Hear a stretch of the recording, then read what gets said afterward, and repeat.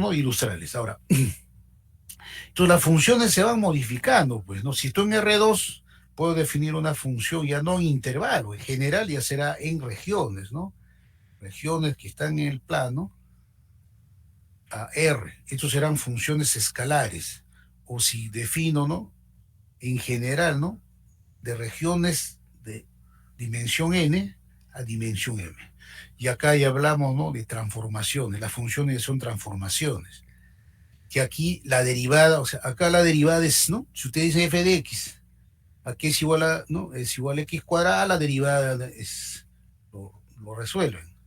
Pero si están trabajando con una función, ¿no? De R2 a R, por decir acá, ¿no? La función es z, es f de x y, entonces acá la derivada ya no es derivada ordinaria, aparece derivada en dos variables, respecto a que respecto a ahí. Ahí trabajará con las derivadas parciales, ¿no es cierto?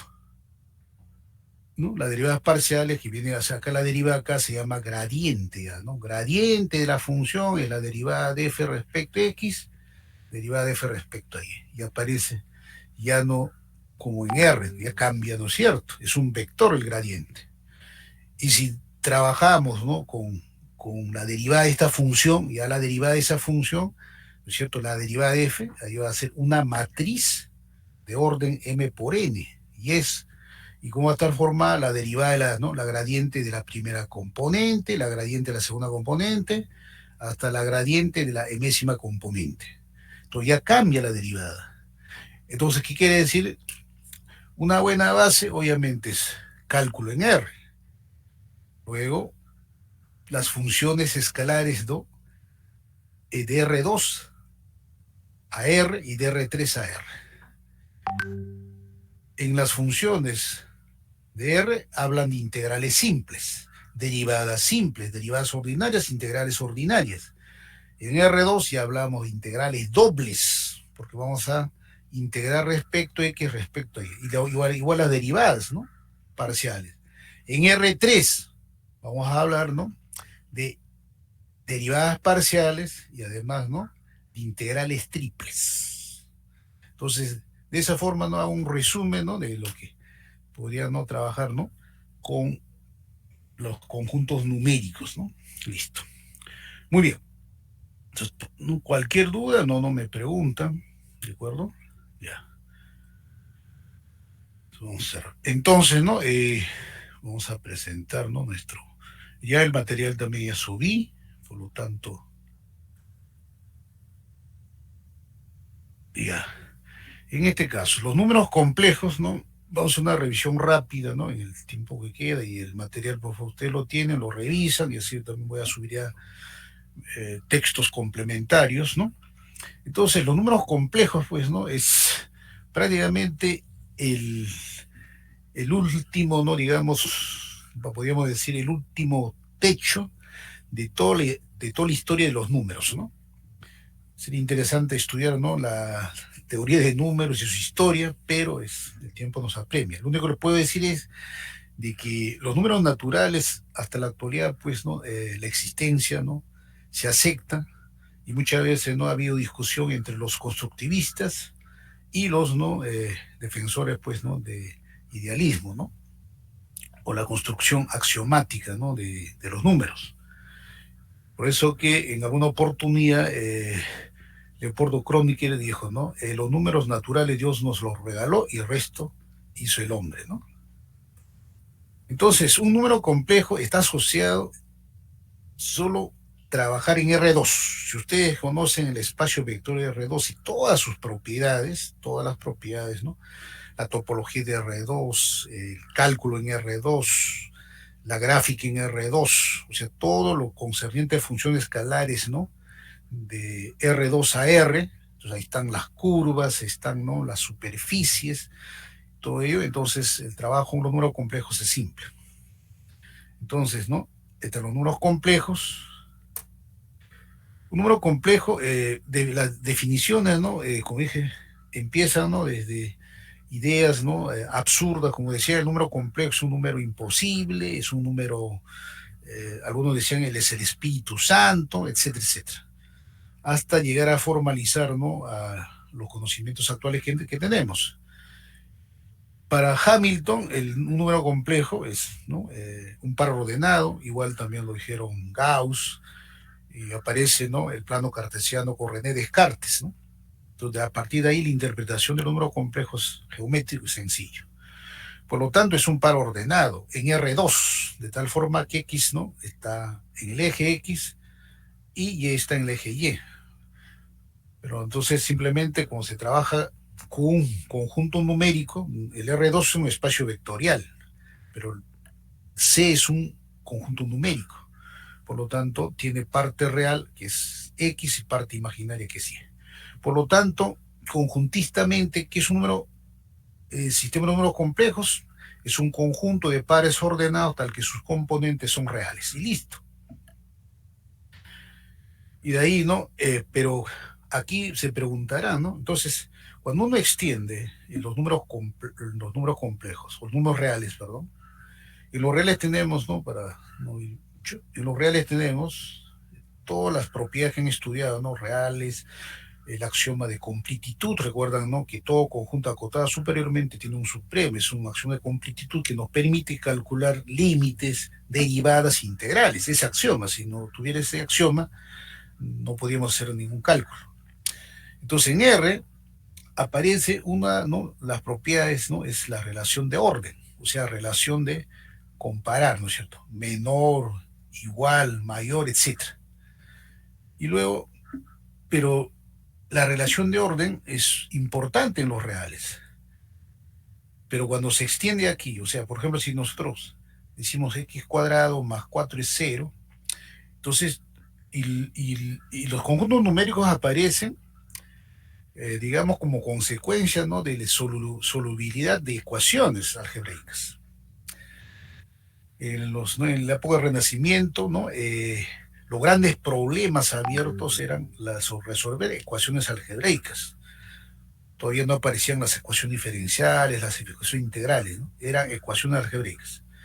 Y ¿no?, los números, ¿no?, complejos como tal aparecen desde la época babilónica, ¿no? Pero sistematizarlo aparece, ¿no?, luego.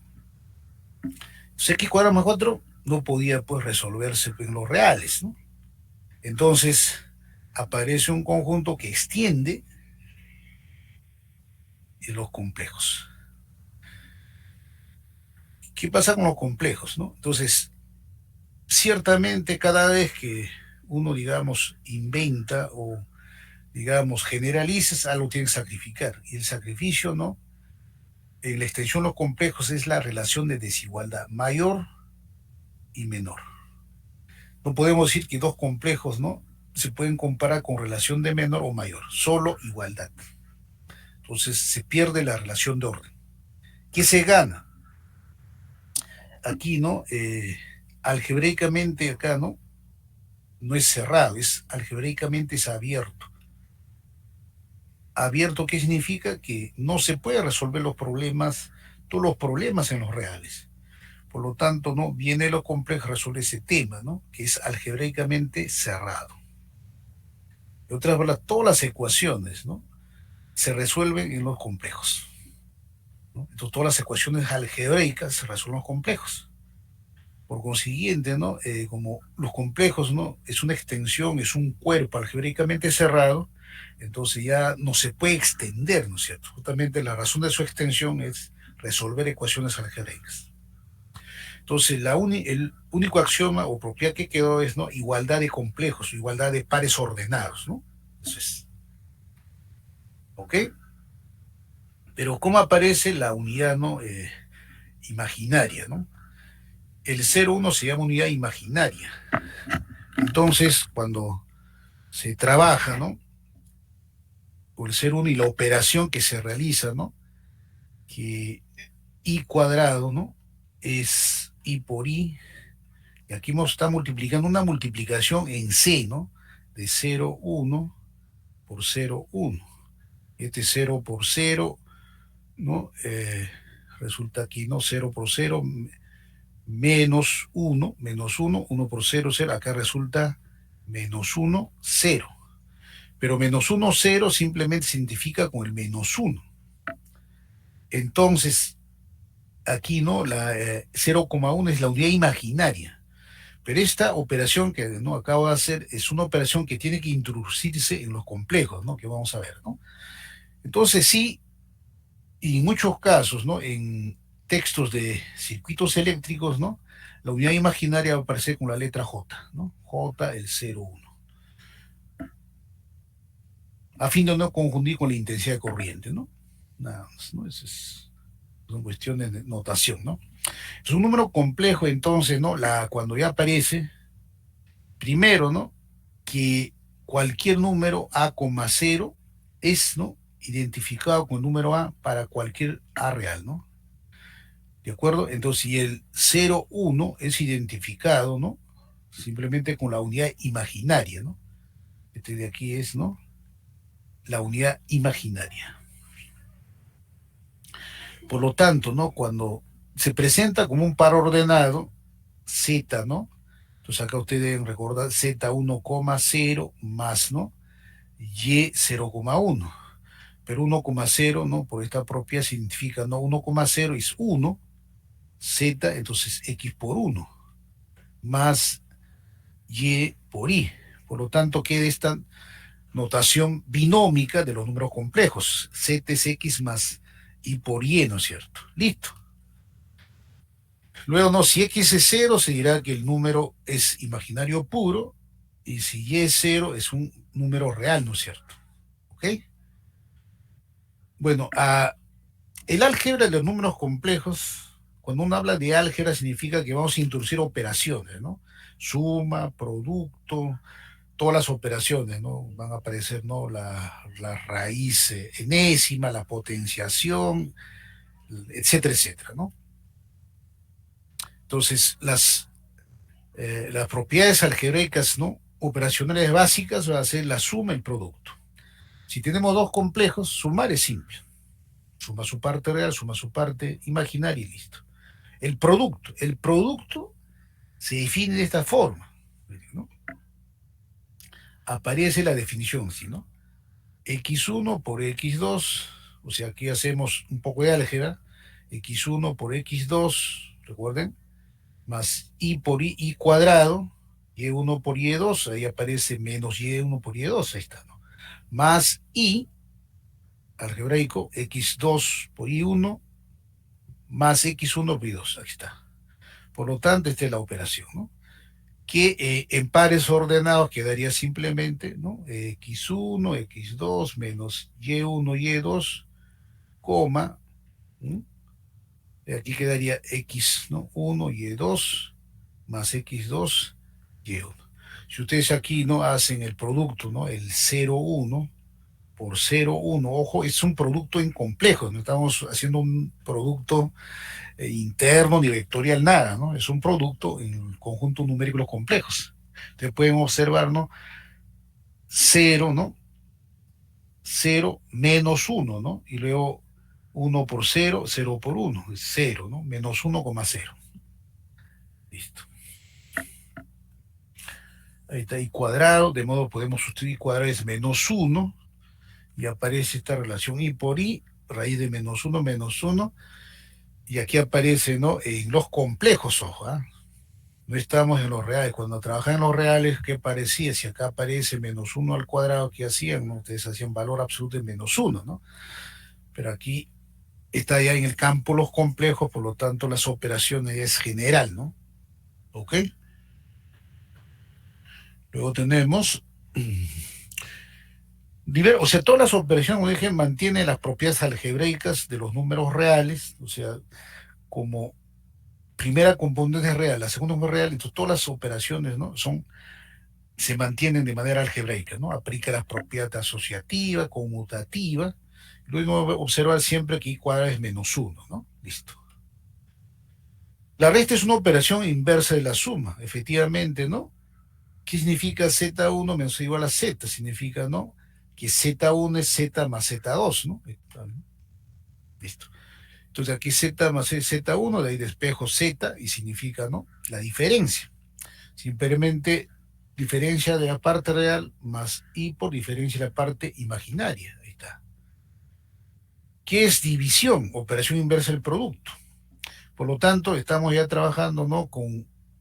Si ustedes ahí revisan el sistema axiomático y los números reales, los números con números complejos igual cumplen, ¿no? Las operaciones suma, producto, el operador inverso de la suma es la resta, el operador inverso, ¿no?, del producto es la división, y se cumplen todos los axiomas, ¿no? Luego aparecerá pues la propiedad asociativa, ¿no? Con lo cual se va a generar un cuerpo, un campo numérico, ¿no? Entre los complejos es un campo numérico, ¿no? Deben recordar, ¿no? Espacios vectoriales, cuando definen espacios vectoriales, utilizan campos numéricos, ¿no? Como los reales o los complejos.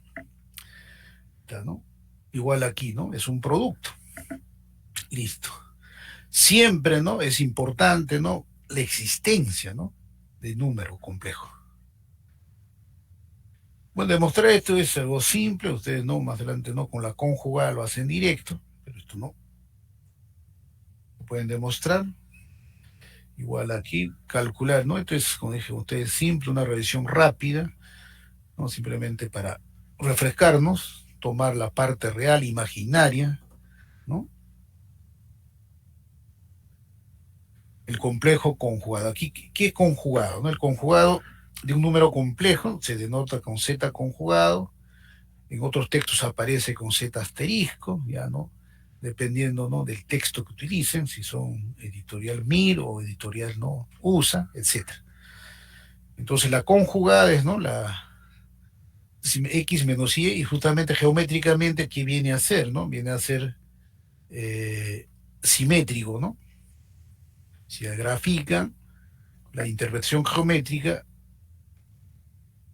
tienen el número complejo, ojo, es un número complejo, ojo, lo voy a llamar aquí z, y este es, ¿no?, igual a, b, o este es a más i por b. Y ahora, obviamente, acá más adelante vamos a llamar esto como el argumento,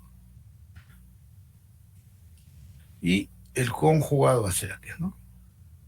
Simplemente aquí cambia, ¿no?, de sentido el ángulo, menos teta, y acá va a estar, ¿no?, teta conjugado, que va a ser simétrico respecto al eje real, ¿no? Al eje real,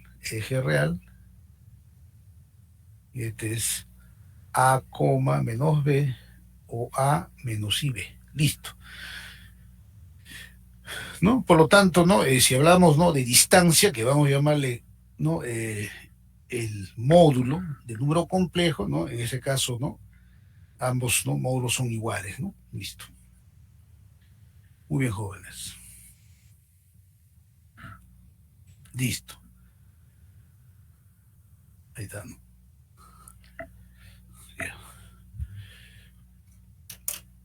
Muy bien. Las propiedades, ¿no? Algunas propiedades básicas de los, ¿no?, de la conjugada de un número complejo. Si tomamos la conjugada es el mismo número, y eso nos permite decir, si tomamos un número par de veces la conjugada, resulta reflexiva, es decir, sale el mismo número complejo. Si tomamos un número impar de conjugadas, bueno, sale la conjugada del complejo. También, ¿no? Si trabajamos, ¿no?, Z1 por la conjugada Z2 más conjugada Z1 por Z2 dos veces, ¿no? Re de Z1 la con Z2. Eso lo puede, ¿no?, deducir a partir, ¿no?, de la última propiedad. Re de Z es Z más Z conjugada. Im de Z, Z menos Z conjugado, sí, ¿no? Entonces, si tenemos, ¿no?, aquí, ¿no?, le cambias, ¿no?, por decir W más W conjugada, que debe salirte dos veces re, ¿no? Si le llamas todo este W, este es un W, le tomas el conjugado de W, ¿sí?, es como tomar conjugada, ¿no?, de Z1, Z2 conjugada, y eso es Z1 conjugada, Z2 conjugada, que te va a salir Z2, ¿no? Por lo tanto, es dos veces re de W, ¿no? Simple, ¿no? Bueno, esto pueden demostrar utilizando definición, ¿no? Z1 más Z2 La conjugada de una suma es suma de conjugadas, igual con el producto, ¿de acuerdo? Es más, ustedes pueden generalizar esto, ¿no? A una, digamos, ¿no? Sumatoria, ¿no es cierto? Cuando uno habla de sumatoria significa que tiene un número finito de términos y cuando hablan de serie tiene un número infinito de términos, ¿no? En este caso, si hacen la sumatoria, ¿no? De números complejos, ¿no? Desde k igual a 1 hasta n de los z sub k, así. Entonces esto pasa, ¿no? De k igual a 1 hasta n de los z conjugados, ¿no? Igual ocurre con la productoria, ¿no? Si tomo una productoria, ¿no? De términos finitos, de k igual a 1 hasta n de los z sub k conjugada, entonces esto va a ser igual a la productoria de k igual a 1 hasta n de los z conjugadas, ¿no? Puede generalizar esas dos propiedades, ¿no? En que ahora conjugar la diferencia, simplemente diferencias conjugadas, la conjugada del cociente es cociente conjugada siempre que el z2 sea diferente de 0. Listo. Como pueden ver, no simple. ¿Estamos? Lo estamos revisando de manera, ¿no? Que ya ustedes ya no conocen, pues, ¿no? Esto. Acá, por ejemplo, la conjugada es ella misma, mira, ¿no? Tomamos la conjugada, luego lo vuelvo a tomar y es reflexivo, ¿no? Sale la conjugada, la suma de conjugadas, recuerden que Z1 es X1 más Y1, Z2 X2 más Y por Y2, pero la suma de complejo es sumar partes reales, ¿no? Partes reales, ¿no? Más Y suma de partes imaginarias. Por lo tanto, aquí, ¿no? Asociamos, ¿no? Acá, ¿no? Primero tomar la conjugada, X1, X2 menos esto. Luego agrupamos, ¿no? Asociamos, ¿no? X1 menos Y1, Y1, X2 menos Y por Y2. Ya, pues, ¿qué es la conjugada de Z1? Conjugada Z2, ¿no? Y así podemos, ¿no? Trabajar. La conjugada del producto de la misma forma, ¿no? Se hacen las operaciones, miren, este es el producto, tomamos la conjugada y luego asociamos, ¿no? Aquí obviamente usamos la propiedad, ¿no? Asociativa, ¿no? X1 menos Y por Y1 por X2 menos Y por Y2, ahí está, ¿no? Entonces, producto, ¿no? De conjugadas, ¿no? ¿Ok? Y la Z más Z con sobre 2 es la parte real, ¿no? Entonces aparece, ¿no? Z más Z conjugada, está el número complejo, en su forma binomial, su conjugada, 2 veces X sobre X, es real, ¿no? Listo.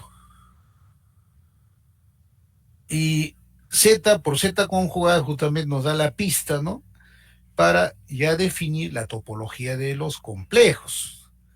Recuerden que alguien dirá, ¿cómo está definido la topología? Cierto, son los conjuntos, la forma de conjuntos, pero ¿cómo defino la forma de conjuntos, no? Alguien va a decir un intervalo abierto, ¿no? Para hacer referencia. Entonces el conjunto, ¿no? Formado por todos los reales tal que, ¿qué hacen? Dice, ¿no? Este es X, ¿no? Menor que A, mayor que, menor que B, ¿es cierto? O podían, ¿no? Trabajar de menos A con A positivo, X real, tal que el valor absoluto es. Entonces aparece justamente como herramienta para definir, ¿no? La topología de un conjunto es el valor absoluto. La distancia, ¿no? Me da, ¿no? La métrica de un conjunto. Es decir, yo puedo medir, ¿no? Dos puntos del conjunto. Es decir, qué tan cerca están los conjuntos. Eso se hace a través, ¿no? En R, en valor absoluto, en R2 a través de la norma, ¿de acuerdo? Recuerden espacios euclidianos normados, ¿no? Ahí está. En la práctica Z1, Z2. Cuando uno trabaja un Z1, Z2, este es Z1, Z2, diferente cero, uno multiplica por la conjugada del denominador, ¿no? El conjugada del denominador, numerador de número multiplicamos por la conjugada, ¿no? Ahí está. Está multiplicando, ¿no? Conjugada del denominador. El numerador también va a la conjugada del denominador. Hacemos las operaciones y aparece esta expresión, ¿no? Que habíamos indicado, ¿no? ¿Listo? Listo.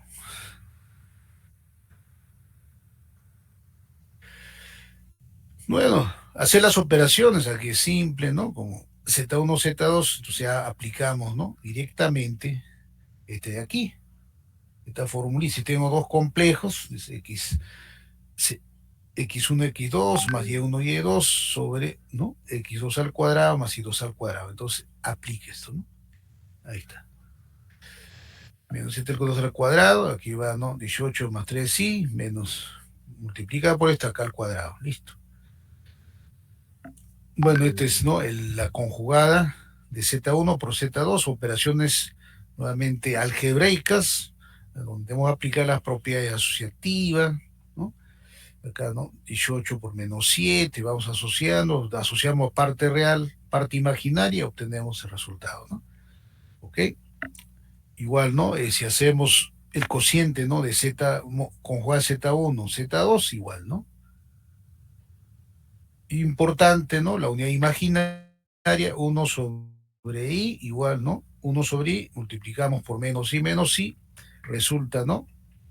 Menos i, menos i cuadrado el denominador, como i cuadrado es 1, por menos 1 es 1, quedaría menos i, ¿no? 1 sobre i es menos i, o 1 sobre menos i es i, ¿no? Esto es muchas veces importante, ¿no? Que recuerden, ¿no? Muy bien. Y una, como dije, el interés, ¿no? O cómo aparecen los números complejos es, ¿no? Recuerden, por reto de resolver ecuaciones algebraicas, y de esa forma se extiende, ¿no? El conjunto de los reales a los complejos, ¿no? Entonces, uno de los grandes problemas es, ¿no? Plantearse una ecuación algebraica de grado n, ¿no? Algebraica de grado n, con todos los coeficientes complejos. Entonces, y acá hay, ¿no? De aquí sale mucha teoría, ¿no? Acerca, ¿no? De las raíces de los complejos, ¿no? Las raíces complejas, raíces reales, etcétera. Pero si nosotros, digamos, aquí, ¿no? Particularizamos, ¿qué pasa en una ecuación algebraica donde todos los coeficientes son reales, ¿no? Entonces, si son reales, entonces ahí va a indicar, ¿no es cierto? Si todos los coeficientes son reales, entonces es válido siempre, ¿no? La propiedad que han usado, ¿no? Si una raíz, digamos, ¿no? En un polinomio cuadrático aparece una raíz, ¿no? Su conjugada también es raíz. Si una raíz compleja, su conjugada es raíz. Pero eso ocurre sí, solo sí, cuando los coeficientes son reales. Entonces, examina si será cierto, si yo digo, no, z cuadrado más 1 más i por z más i, ¿no? Digamos al cubo, igual a 0, ¿será cierto eso? Que aquí no, si las raíces a más p por i, entonces z conjugada es raíz o no es raíz. Ejercicio para ustedes. Algo simple, ya está, no retarnos. Pero ¿qué ocurre cuando todos los coeficientes son reales? Ahí sí se cumple la propiedad, ¿no? Porque si digo este polinomio, ahora quiero demostrar, digo, a ver, si P es una raíz de esta ecuación, entonces P es raíz de la ecuación, ¿sí o no? ¿No? Entonces ahí van a darse cuenta, ¿no? Si P es raíz, ¿qué significa? Que alfa 0 más alfa 1 por P más alfa 2 por P cuadrado, bla, bla, bla, alfa n, ¿no? Por z al n es 0. Pero como la conjugada, ¿no? De 0, ¿no? Acá tomo la conjugada y la conjugada es 0.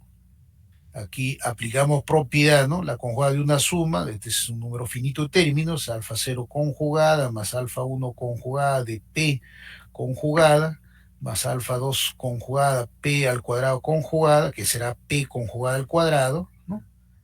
Por la propiedad, y así, más alfa n conjugada, ¿no es cierto? Z conjugada a la n será 0. Ahora la gran pregunta, ¿es raíz o no es raíz, no? Ahora ustedes van a decir, profe, aquí, este de aquí, ¿no? El P conjugada es raíz de este polinomio, porque este de aquí es complejo, complejo, complejo, complejo. Por lo tanto, esto sería como decir beta 0 beta 1 por P raya más beta 2 por P, ¿no? Raya al cuadrado más, ¿no? Beta N, porque acá, ¿no? Z, pero perdón, P al cuadrado.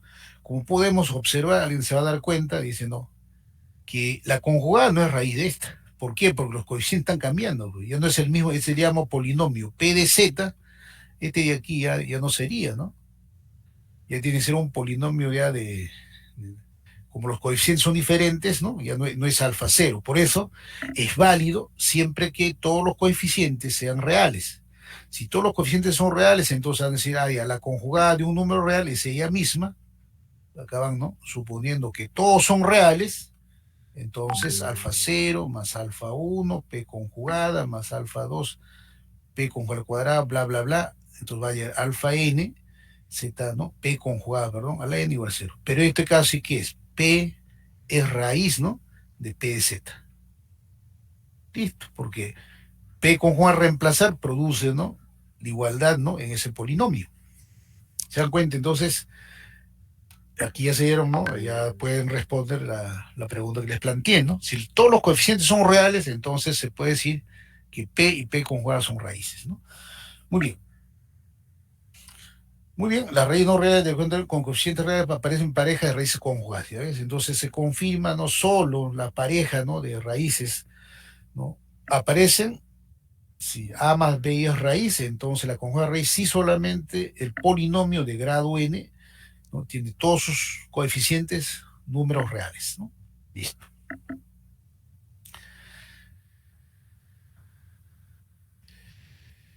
Ahora, aquí es importante también, ¿no? A ver, cuando dice un número es trascendente, entonces aquí ya vamos a recordar un poco, ¿no? Cuando, ¿qué significa trascendente? Los coeficientes racionales, etcétera. A ver, alguien puede decirme, a ver, cuando hablamos de funciones, ¿no? Clasifican las funciones por la naturaleza, ¿no? Esos, ¿no? Funciones. Entonces, estas se clasifican, deben recordar ustedes, ¿no? Funciones, ¿no? Elementales y no elementales, ¿no? Es un recordar eso, elementales. Y cuando uno dice funciones, ¿no? Elementales, va, ¿no? A las funciones algebraicas y va a las funciones trascendentes, ¿no?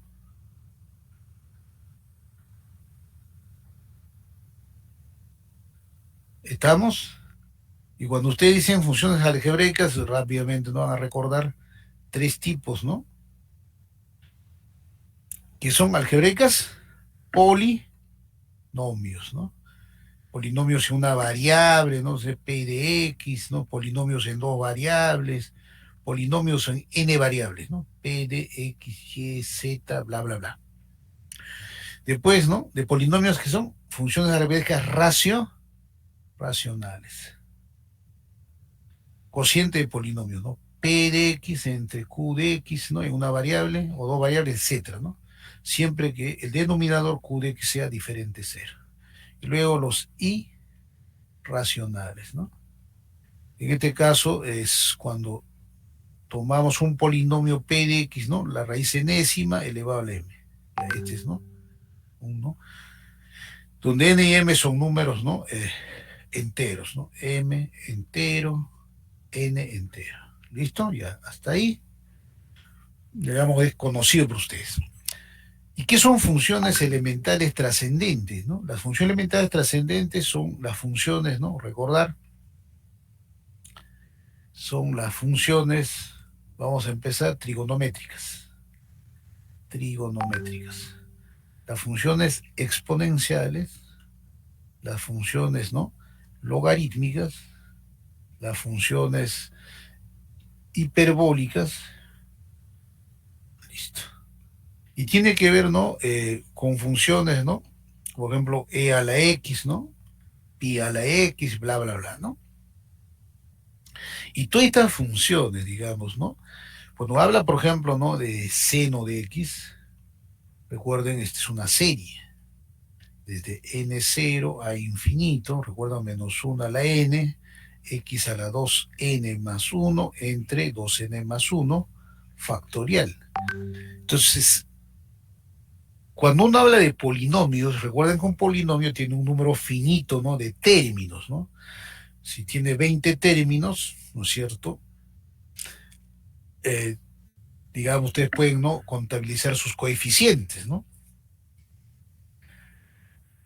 En cambio, aquí cuando hablamos seno de x, entonces aquí en algebraica, en polinomios sobre todo, empezamos con los polinomios como funciones enteras, hablan de grado, ¿no? Grado de polinomio. Acá en seno no hablas grado de polinomio. ¿Por qué? Porque es una serie, ¿no? Una serie, es decir, tiene infinitos términos, ¿no? Entonces son los trascendentes. La definición trascendente es cuando, por ejemplo, no, si quiero resolver, ¿no?, una ecuación, digamos, donde no tiene solución, digamos, ¿no?, algebraica, entonces es trascendente. ¿Ok? Ahora, las no elementales, ¿no?, para su información, las no elementales son aquellas funciones que definimos como operadores matemáticos, ¿no? Por ejemplo, acá podemos definir, a ver, una gradiente, podemos definir, ¿no?, un laplaciano, podemos definir una divergencia, etcétera, ¿no?, de una función, etcétera, etcétera. Integración, ¿no?, de A a B, ¿no? O cuando ustedes definen funciones, ¿no?, simples en una variable de AX, ¿no?, de un G de T, diferencial de T. Ya aparecen, ¿no?, operadores, ¿no? Ahora, el F puede ser de tipo algebraica, puede ser de tipo trascendente, pero cuando uno habla ya no elemental, está definiendo con operadores, ¿no?, que se define, ¿no?, el cálculo diferencial, integral, ¿no?, en el cálculo operacional, ¿no? Está claro, entonces esto tienen que distinguirlo ustedes, ¿ok? Su número ascendente, si no es raíz de ningún polinomio, no nulo. O sea, si el polinomio no tiene un número no trascendente, si no es raíz, o sea, por ejemplo, epsilon, ¿no?, el epsilon, ¿no?, es número de Euler, no es trascendente porque no es raíz de ningún polinomio. Eso viene, ¿no?, de una serie, ¿no? El número de Euler es una serie, pues, ¿no? Si dijeran e a la x, ¿qué es? Es una serie, ¿no? Desde n0 a infinito, ¿no?, de x a la n sobre n factorial, ¿no? Y cuando digo e a la 1, que es una serie, ¿no? De n igual 0 a infinito de, ¿no?, en este caso, ¿no?, x es 1, 1 sobre n factorial. Esa es la serie. Entonces es trascendente, ¿no? No puede ser solución de ningún polinomio, ¿no? ¿De acuerdo? Algebraico. Ya. Muy bien. Entonces aquí lo pasan, ¿no? Uno de los teoremas que tienen que recordar, esto lo han visto también, ¿no?, en cálculo,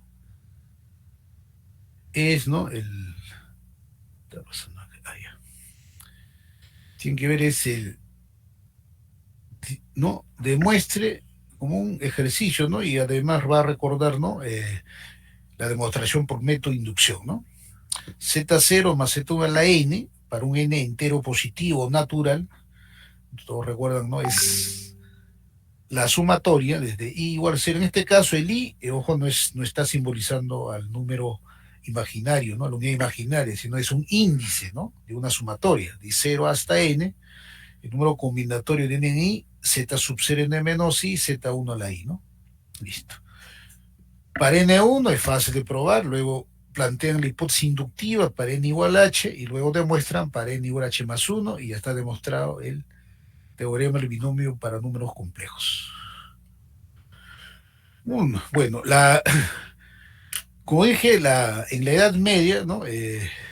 ¿No? Obviamente en el siglo XVI, a comienzos, ¿no?, del siglo XVI, el mundo científico, sobre todo, ¿no?, las matemáticas, en la física, y recuerden que esos tiempos, ¿no?, pues, ¿no?, las personas que se dedicaban, ¿no?, al campo de investigación eran, pues, generalmente, ¿no?, apadrinados o eran también, ¿no?, gente de la nobleza. Y los grandes problemas, ¿no? Digamos, eso entonces era justamente resolver ecuaciones algebraicas. Las ecuaciones de grado 2 ya se habían resuelto, inclusive ya había un algoritmo, ¿no? Pero de ecuación de tercer grado, de cuarto grado, etcétera, ¿no? Entonces, el reto era pues resolver problemas de ese tipo. Y en esos tiempos se enfrentaban en duelos públicos, ¿no? Y muchas veces les costaba, pues, ¿no? Inclusive, ¿no? Perder el trabajo, ¿no es cierto?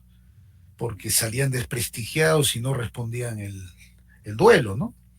Y uno de los duelos más grandes que no ocurrió, ¿no? En esos tiempos es, ¿no? Digamos, ¿no? El desafío, ¿no? Entre Ferro y Tartaglia, ¿no? Para saber la ecuación, ¿no? ¿No? De tercer grado, ¿no? Ferrari, la de cuarto grado, y Cardano aplica ambas soluciones en una gran polémica, ¿no? Entonces empieza más o menos, ¿no? Con la historia, ¿no? Bueno, unos problemas también abiertos, ¿no? Que esos tiempos no se daba, era pues la cuadratura, ¿no? De círculo, ¿no? Es decir, ¿no? En palabras simples sería cómo ¿no? Círculo quepa o cabe en en esta región cuadrangular, ¿no? En un cuadrado, ¿cómo? Y el problema era a base, ¿no? Construir, ¿no? En base, ¿no? De compás y regla, lo cual, ¿no? Dijeron, no, demostró, ¿no? Que no se podía hacer, ¿no? Pero ya, ¿no? Con el cálculo diferencial, integral que apareció, sí se podía resolver el problema, ¿no? Entonces, resolver una ecuación de 3 grados se había convertido en un desafío intelectual digno de los mejores matemáticos de esa época. Espión del Ferro, ¿no? Él descubrió, ¿no? Esta fórmula, miren esta fórmula, esos entonces, ¿no? De resolver esta ecuación cúbica. Y aquellos tiempos, pues, ¿no? Era, pues, ¿no? Descubrir algo era, pues, ¿no? Ocultar, ¿no? Estaba en un ocultismo. No era publicado solamente, ¿no? En este caso, ¿no? El descubridor que sabía cómo utilizar o toda esta, ¿no? Esta fórmula. Y así resolvía los problemas que se presentaban, por lo tanto tenía prestigio. Entonces era, pues, ¿no? Secreto, ¿no? Por eso, pues, en la edad se dice, es la edad media, es la edad donde se retrasó, pues, ¿no? La ciencia, ¿no? La tecnología y todo eso. Entonces, ¿no? Bueno, en 1400 se convirtió en uno de los titulares de cátedra de matemáticas, aunque diversas fuentes lo escriben como un gran algebrista, no han sabido original de su obra, ¿no? Pero luego viene, ¿no? ¿No? El gran debate, disputa entre María del Fiore y el gran, digamos, no Tartaglia. Antonio María de Fiore era, pues, ¿no? Digamos, yerno, ¿no? Del Ferro. Y por lo tanto dejó, pues, ¿no? Como una herencia, digamos, todo su descubrimiento, su fórmula mágica. Por lo tanto, ¿no? Antonio María de Fiore le retó, pues, ¿no? En un duelo al famoso Tartaglia, ¿no? En resumen, ¿no? Digamos, bajo un notario consignaron que cada uno tiene que resolver 30 problemas, ¿no es cierto? Entonces, de Fiore le planteó 30 problemas a Tartaglia y Tartaglia los 30 problemas. Por lo tanto, no tenían que, ¿no? Un tiempo adecuado, ambos, ¿no? Digamos, ¿no? Tenían que dar, ¿no? Las soluciones. Se dice que Fiore no resolvió ni un problema que le dio Tartaglia. En cambio, Tartaglia redescubrió esa fórmula, ¿no? Esa fórmula que era secreto, ¿no?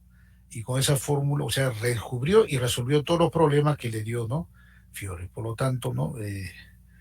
Tartaglia, pues, ¿no? Se volvió, pues, famoso, ¿no? En esos tiempos, ¿no? Y ganó prestigio. Aquí está, ¿no? La noche del 12 de febrero de 1500 en Venecia, Target se enfrenta a la lista de 30 problemas de su rival Antonio María Fiore. Al cabo de 8 días debía conseguir la solución ante el notario. Y Del Fiore perdió estrepitosamente, no pudo resolver ningún de los problemas que le planteó Tartaglia, ¿no? Como pueden ver, ¿no? En esos tiempos había, ¿no? Ese tipo, ¿no? De retos, por eso decían, ¿no? Hasta perdían su trabajo en la universidad y el quien resolvía los problemas ganaba fama, ¿no? Como actualmente, ¿no? Los famosos premios Nobel que existen. Bueno, y así como esos tiempos, ¿no? Cardano, por ejemplo, Dijo, pues, quería convencer que Tartaglia le dé el secreto, ¿no? Le dé su fórmula. Y para él incluso, él, ¿no? Escribió este fragmento, ¿no? Deme tu fórmula, tu, ¿no? Y juro ante ti, por los santos evangelios que me fe de caballero, no solo no publicar jamás tus descubrimientos, si me los revelas, sino que también prometo y comprometo mi fe como verdadero cristiano que los escribiré en clave para que después de mi muerte nadie pueda comprenderlos. Imagínense, ¿no? Bueno, luego, ¿no? Cardano que la solución Tartaglia, su alumno Ludovico Ferrari, ¿no? En 1540 encontró solución para la ecuación de cuarto grado. Y en 1540 Cardano y Ferrari consiguieron permiso para rebuscar entre los papeles del Ferro, donde encontraron la famosa fórmula, ¿no?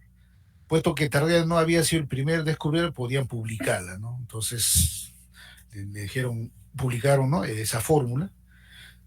Bueno, el primer descubridor es, ¿no? Digamos, el que tiene pues la patente, ¿no? ¿Ok? Listo. Entonces aparecen, ¿no? Como dije inicialmente, ¿no? Soluciones de este tipo, pero no aparecía como, ¿no? Una solución algebraica intrigante o es una cantidad no sofisticada que resuelve la ecuación. Luego aparecen, pues, ¿no? Ciertas soluciones geométricas, por ejemplo, si ustedes saben, ¿no? Si una recta intersecta a la parábola, entonces hay solución, ¿no? Hay dos puntos, por lo tanto hay dos raíces reales diferentes. Ahora, si intersecta un solo punto, sabemos que hay una sola raíz real, doble, ¿no es cierto? Y cuando uno mezcla, no combina la ecuación cuadrática con la ecuación lineal, aparece una ecuación cuadrática, uno analiza, ¿no? El aspecto algebraico, ¿no? Discriminante mayor que cero. La recta intersecta la parábola en dos puntos. Discriminante cero, la recta es tangente a la parábola en un punto.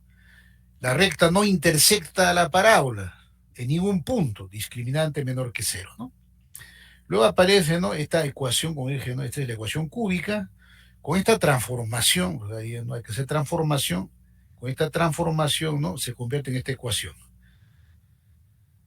Y ahí ya, ¿no? Aquí es un polinomio, ¿no? Ordenado completo, ¿no? De tercer grado, ¿no? La forma general, ¿no? De la ecuación cúbica es esta, ¿no? Según la historia, ustedes pueden revisar, ¿no? Libros de álgebra, ¿no? Y ahí están todas las formulitas, ¿no? Que descubrieron, ¿no? En la Edad Media, ¿no? Bueno, ahí aparecen, como pueden observar, en esos tiempos no tenían ni la idea de qué es un número complejo, pero aparecían ahí como cantidades, ¿no? Misteriosas, sofisticadas, etcétera. Luego, bueno, Rafael Bombay resuelve la situación operando como lo hacemos hoy con los números complejos, ¿no? Un poco algebrizó, ¿no? De todas maneras, ¿no? Demuestre que esta ecuación cúbica, bajo esta transformación, es esta ecuación y se puede resolver de esta forma, ¿no es cierto? Confirma que unos colores son necesarios incluso para encontrar las raíces reales de, ¿no? Bueno, 60 años después de Bombelli aparece, pues, ¿no? El gran René Descartes, ¿no? Es un tipo que introduce, ¿no? Digamos, geometriza el álgebra, ¿no? ¿Por qué? Porque él, digamos, inventa el plano que lleva su nombre y empieza, ¿no? A geometrizar el álgebra. Y esa geometrización, obviamente, ¿no? Tiene que representar, ¿no? Por una recta, si no intersecta la parábola, bueno, pues no hay raíces reales, ¿no? Lo que viene a pensar, podemos, ¿no? Pensar que la ecuación cúbica, esta ecuación, tiene tres raíces, pero únicamente, ¿no? Únicamente una de ellas es real, la cual es dos. Dos es real. Y las otras dos son simplemente imaginarias, ¿no? Entonces esta palabra empieza ya a acuñar, ¿no? De René Descartes, ¿no? Aquí en su obra, ¿no? La geometría del año 1677. Luego, pues, aparecen otros matemáticos, ustedes han, ¿no? Han escuchado, ¿no? De Leibniz. Los números imaginarios son un excelente y maravilloso refugio del Espíritu Santo, ¿no? Una especie de anfibio entre ser y no ser, ¿no? O sea, como pueden observar, aún, digamos, el número complejo en esos años no tomaba, digamos, pues, ¿no? Digamos, ¿no? No tenía un sistema, o sea, no se podía identificar, ¿no? O todavía no entraba en el mundo de las matemáticas. Luego aparecen otros términos, ¿no? Números sofisticados cardanos, sin sentido Neper, Gira dice inexplicables, Unir dice incomprensibles, diversos autores imposibles, ¿no? Hasta que aparece uno de los matemáticos, ¿no?, más grandes de la humanidad, ¿no? Leonard Euler. Y con él, ¿no? Con Euler los sistemas se incorporan definitivamente en la matemática, ¿no?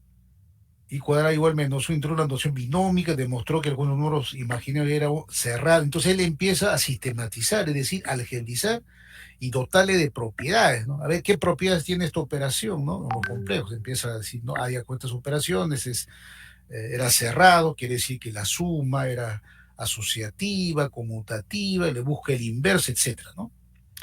Luego, estos números no son nada ni menos que nada, lo cual necesariamente los hace imaginarios o imposibles, ¿no? Bueno, así aparece, ¿no?, la historia, ¿no?, de los números complejos, ¿no? Como pueden ver ahí está, ¿no? Esta figura basta observar hasta que nuestro gran, ¿no? Carl Friedrich Gauss, ¿no? Me parece que me están cliqueando, pero me transición la...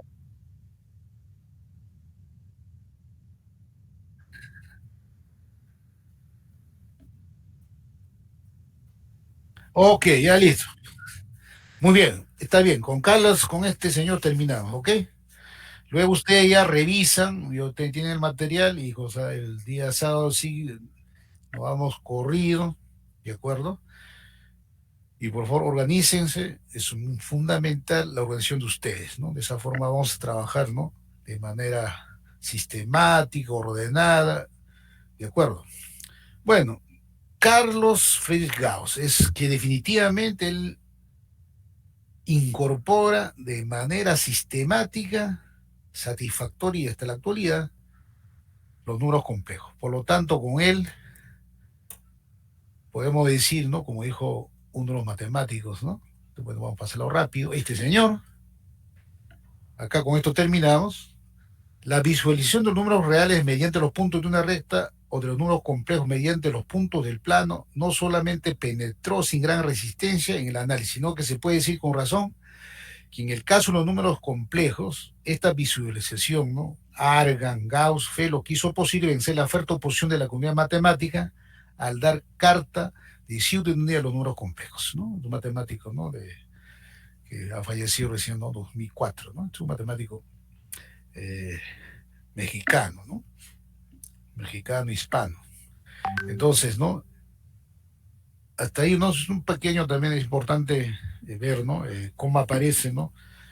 Los números complejos y cómo las matemáticas los sistematizan en la actualidad, la importancia que tiene el análisis complejo, ¿no? Muy bien, jóvenes, entonces aquí nos quedamos y el día sábado a las 6, ¿no? En punto, empezamos la clase. Espero que estén organizados, ¿no? Por favor, organícense, ¿no? Como aprovechen, pues, ¿no? La tecnología, se reúnen y se organizan, ¿ok? Muy bien, jóvenes, buenas noches. Entonces nos vemos el día sábado a las 6. Ok, Ya, profesor, ok, hasta el muy bien. sábado. Buenas noches, Cuídese. jóvenes. Ok, muchas gracias, jóvenes.